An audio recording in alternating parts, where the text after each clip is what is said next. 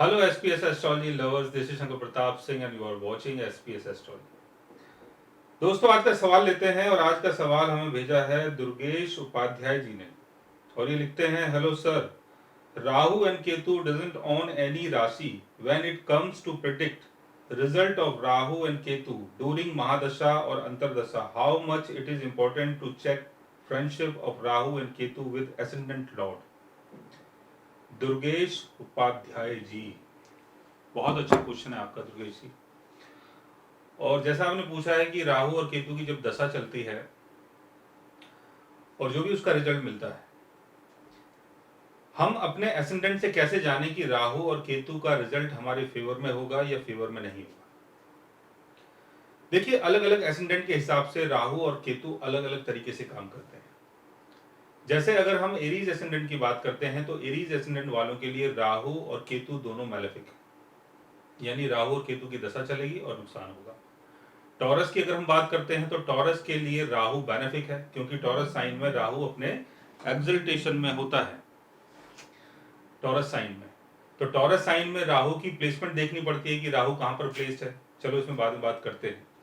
Gemini ascendant की अगर हम बात करते हैं तो जेमिनी एसेंडेंट वालों के लिए भी राहु बहुत अच्छा माना जाता है।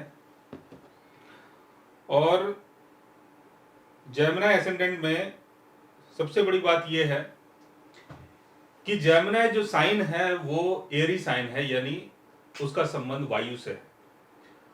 और राहु वायु साइन में बहुत अच्छा ट्रैवल करता है, बिकॉज राहु का संबंध गैस से। तो गैस और दूसरी तरफ एयर अगर दोनों एक साथ मिलते हैं तो उनकी जो क्वालिटी है वो बहुत अच्छी हो जाती है और काफी राहु यहाँ पर अपनी चीजों को गेन कर पाता है।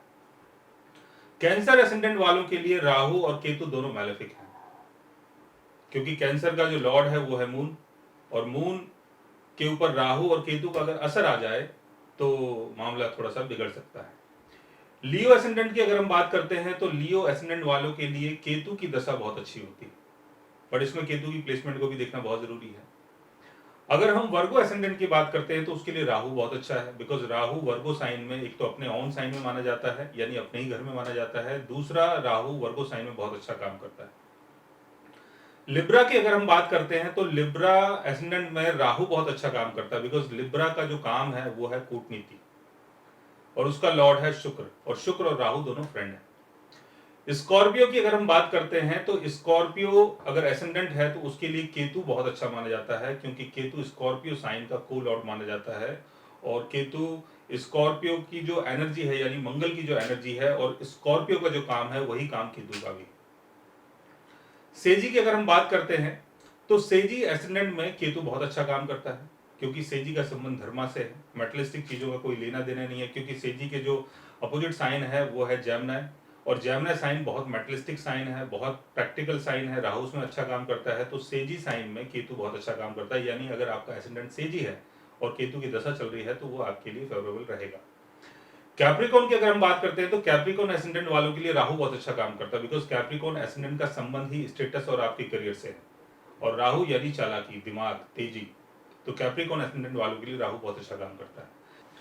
एक्वेरियस साइन की अगर हम बात करते हैं तो एक्वेरियस साइन जो है वो इन्वेंशन का साइन है। दूसरा, एक्वेरियस साइन से देखा जाता है कि जो भी आपकी मार्केटिंग स्किल है वो कैसी है, और पब्लिक के साथ आपकी नेटवर्किंग कैसी है, पब्लिक के साथ आप कैसे घुलते मिलते हो, तो राहु इन चीज़ों के लिए बड़ा स्मार्ट होता है।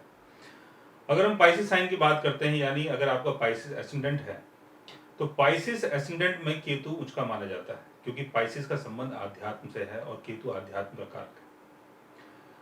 तो जब भी केतु की राहु की दशा चलती है और अगर आपका एसेंडेंट उसके हिसाब से मैच करता है तो आपको बेनिफिट होता है, लेकिन फिर भी इसमें केतु और राहु की प्लेसमेंट को समझना बहुत जरूरी है। केतु और राहु कहाँ पर प्लेस्ड हैं, कौन सी राशि में प्लेस्ड है, राशि का लॉर्ड कैसी जगह प्लेस्ड है, कहीं राशि का लॉर्ड कम्बस तो नहीं है, वीक तो नहीं है। तो ये सारी चीजें देखी जाती हैं, तब जाके आप ये प्रॉपर तरीके से समझ पाएंगे कि राहु और केतु की दशा अलग अलग लगन के हिसाब से कैसे काम करती है। लेकिन जिन लग्नों की मैंने आपको बताया है, जिन लग्नों के बारे में बात की है, उन लग्नों के हिसाब से राहु और केतु जो है वो बेनिफिक होते हैं। तो बहुत अच्छा क्वेश्चन था, और हम उम्मीद करते हैं कि आगे भी आप अपने ऐसे क्वेश्चंस भेजते रहेंगे ताकि हम उसके ऊपर अच्छी अच्छी वीडियोस बनाते रहें। तो गाइस आज मैंने आपको बताया कि अलग अलग लग्नों में राहु और केतु का इम्पैक्ट कैसा होता है। अगर आप भी जानना चाहते हैं अपने राहु और केतु के बारे में तो उसके लिए आप हमारे चैनल को सब्सक्राइब कर सकते हैं। और अगर आप हमसे बात करना चाहें, कंसल्ट करना चाहें, पर्सनली हमसे मिलना चाहें तो आप हमारी वेबसाइट के थ्रू, हमारे ऐप के थ्रू हमसे मिल भी सकते हैं, बात भी कर सकते हैं और गाइस आप हमसे कंसल्ट भी कर सकते हैं। So guys take care, love you all.